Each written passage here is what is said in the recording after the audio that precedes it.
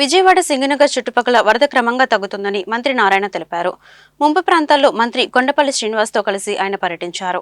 ఇందిరానాయక్ నగర్లో పరిస్థితులను పరిశీలించారు. బాధితులను అడిగి వివరాలు తెలుసుకున్నారు. ఆహారం పంపిణీ, తాగునీటి సరఫరా గురించి ఆరా తీశారు. ఈ సందర్భంగా నారాయణ మాట్లాడుతూ బుడమేరు వరదకు శాశ్వత పరిష్కారానికి కృషి చేస్తున్నామన్నారు.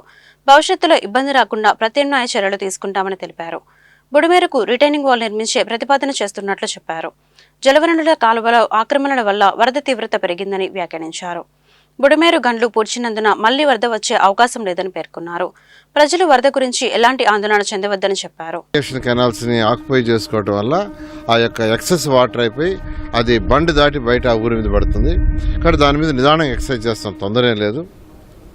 అయితే ఇంకా ఒక 5-6 వార్డులలో నీళ్లు 4 అడుగులు, 3 అడుగులు, 6 అడుగులు కూడా ఉన్నాయి. బుడమేరు ఆనుకున్న నీళ్లు ఇప్పుడు మనం కళ్ళ ముందు చూస్తున్నాం. వాటిలో చూస్తే 6 అడుగులు అంటే గ్రౌండ్ ఫ్లోర్ కూడా మునిగిపోయినాయి, కొన్ని ఉన్నాయి. అయితే ఫుడ్ సప్లై ఫస్ట్ ఇంపార్టెంట్. ఇమీడియట్గా మనం చేయగలిగింది ఏంటంటే వాళ్ళకి ఫుడ్, వాటర్. రోజు దాదాపు మొన్నటి వరకు అయితే 12 లక్షలు ఫుడ్ కూడా ఇచ్చాం ఒకరోజు. 26 లక్షలు వాటర్ ప్యాకెట్స్ ఇచ్చాం. ఒక 8 లక్షల మిల్క్ ప్యాకెట్స్, 8 లక్షల బిస్కెట్స్ ఇచ్చాం.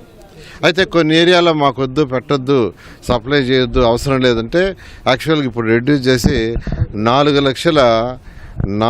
లక్షల ఫుడ్ ప్యాకెట్స్, 12 లక్షల వాటర్ ప్యాకెట్స్, 3 times 8 లక్షల బిస్కెట్స్ సప్లై చేస్తున్నాం.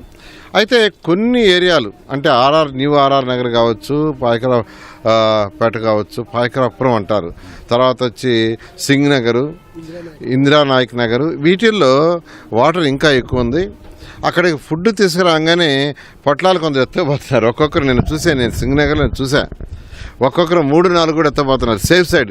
రేపు ఉదయం ఎలా ఉంటుందో, రేపు ఉదయం ఫుడ్ వస్తుందో రాదో వాళ్ళు అడిగాను నేను. కొందరు ఏమయ్యా 2-3 ఎత్తపోతున్నాను, ఎందుకు ఎత్తపోతున్నా అంటే రేపు ఉదయం వస్తుందో రాదో, రేపు ఉదయం ఫ్లడ్ రైజ్ అయితే మేం చేయాలా, అందువల్ల మా ఇంట్లో పెట్టుకుంటామని ఆలోచనలు చేస్తారు. వాళ్ళ ఆలోచన తప్పులేదు, వాళ్ళ ఆలోచనలో తప్పులేదు.